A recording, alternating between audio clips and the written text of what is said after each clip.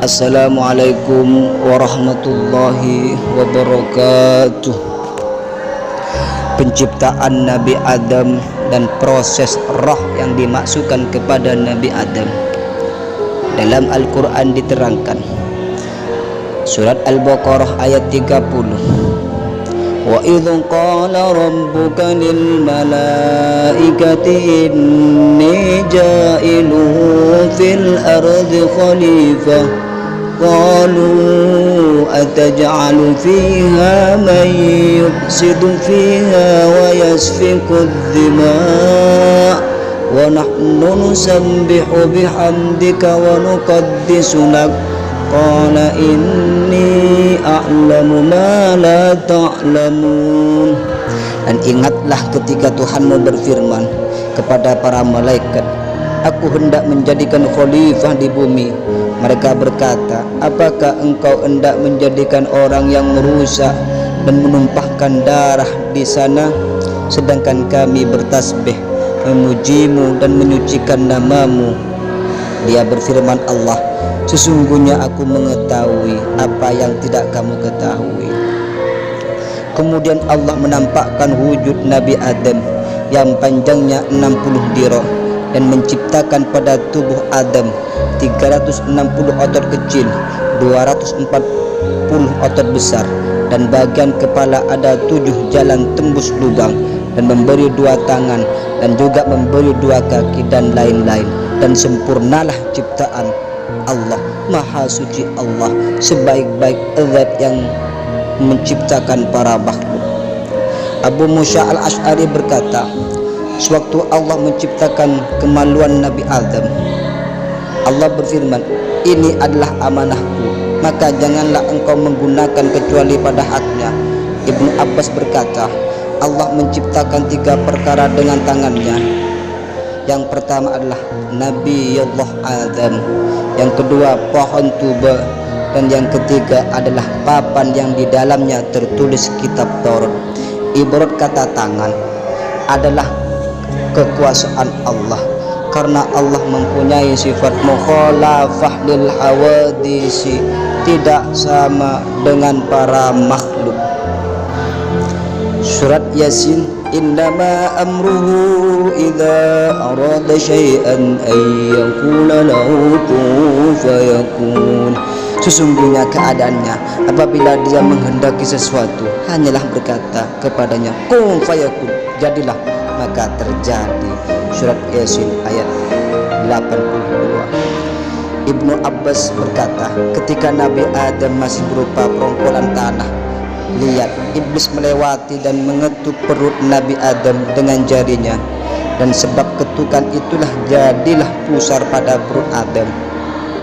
Sebab musababnya iblis mengetuk. Apa sebabnya iblis mengetuk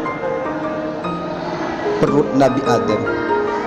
Adalah dia ingin tahu apakah ciptaan Allah itu bisa bolong ataukah buntu.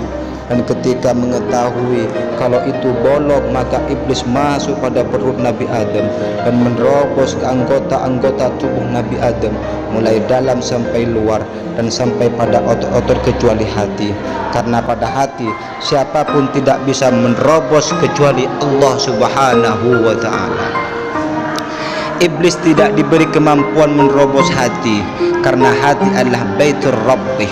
Oleh karena inilah dikatakan bahwa sesungguhnya setan itu berjalan sebagaimana tempat aliran darah.